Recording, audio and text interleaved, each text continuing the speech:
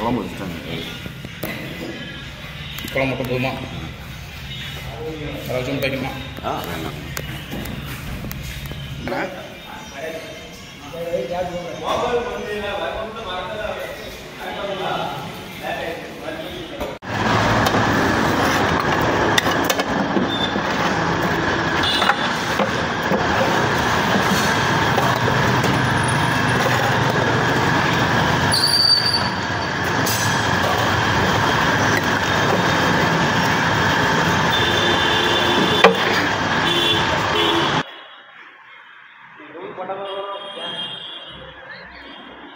லைட்டாக மட்டும் ஊற்றி அப்புறம் என்ன ஆயிலும் சேர்த்து போய் மொத்தமாக ஊற்றிட்டு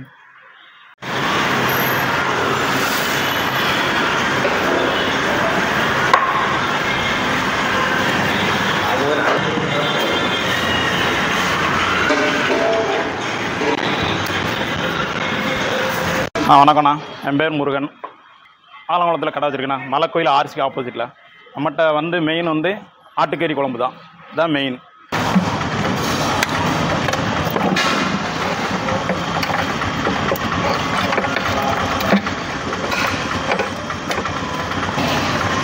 ரெண்டு மட்டனு அண்ணா. நான் 1999 இந்த வேலையை பார்த்துட்டு இருக்கேன். அப்போ வந்து நான் தனியாக வர்றது கிடையாது. நான் அப்படியே சந்தையாக போயிட்டு மாட்டு சந்தை, ஆட்டு சந்தை, வாரத்தில் 5 நாளே சந்தை போவேன்.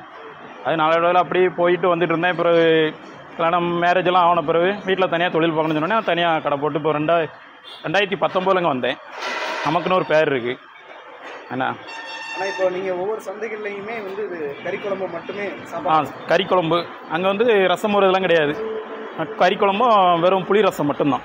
ஆனால் அப்போது எல்லோரும் சாப்பாடு தான் விரும்புவாங்க. இப்போ அந்த பிரியாணி அதுன்னு விரும்புதாங்களா?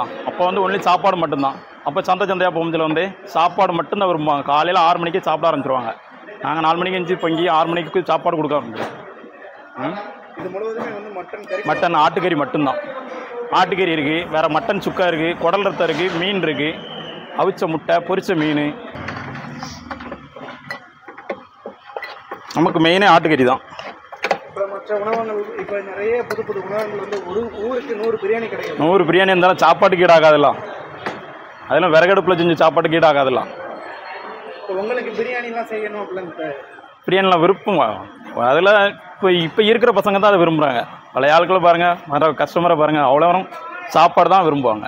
இங்கேருந்து திருநெல்வேலி, பாளையங்கோட்டை எங்கே இருந்தாலும் ஃபோன் அடிச்சு சொல்லிட்டு வருவாங்க. மதுரையிலேருந்து கிளம்புனா அங்கே ஃபோன் அடிச்சு சொல்லிட்டு வருவாங்க. அண்ணா எடுத்து வச்சுருங்க, வர லேட் ஆகும், 2 மணி 2:30 ஆயிரும், அதனால் எடுத்து வச்சுருங்க அப்படிமா எடுத்து வச்சுருப்பேன். உண்டு கை மசாலா நாங்களே அரைச்சி வறுத்து காய போட்டு வறுத்து திருச்சி அரைச்சி ஊற்றுறதுனால அது ஒரு தனி பக்குவோம். கடை போடி வாங்கி போட முடியும். நமக்குன்னு ஒரு கூட்டம் இருக்கும். அப்படி இதில் நீங்கள் வந்து ஆடு மட்டும்தான். ஆட்டுக்கறி உண்டு, கோழிக்கறி உண்டு. ஆடு உண்டு, கோழி உண்டு. அப்படி அஜினமோட்டோ எதுவுமே சேர்க்க மாட்டோம். அஜினமோட்டோ வேறு வயிற்றுக்கு பிரச்சனை எதுவுமே வராது. நம்ம கடையில் சாப்பிட்டு போனோம்னு வைங்களேன், 3 மணி நேரத்தில் ஜீரணம் ஆகுன்னு சொல்லிடுவாங்க.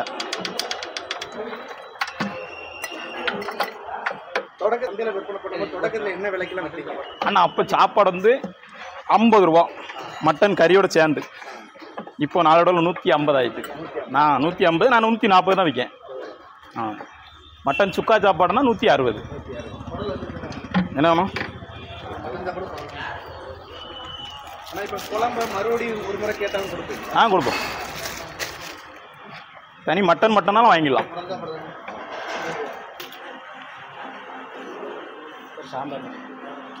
ஒரு சாம்பார் மட்டும் கூட சாம்பார் மட்டும்.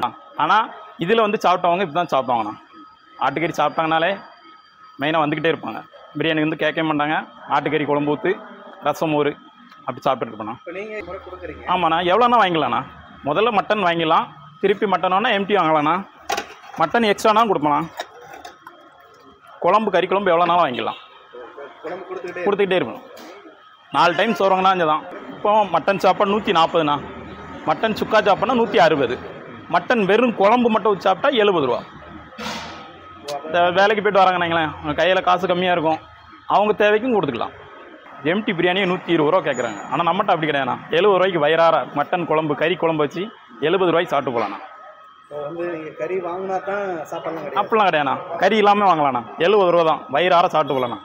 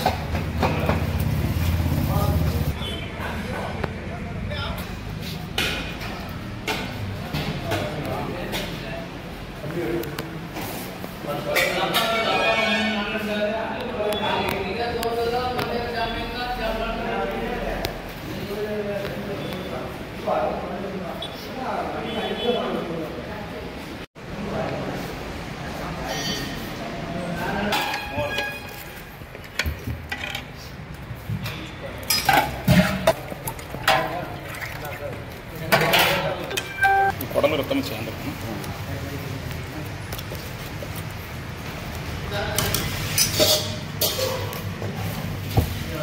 இது சிக்கன்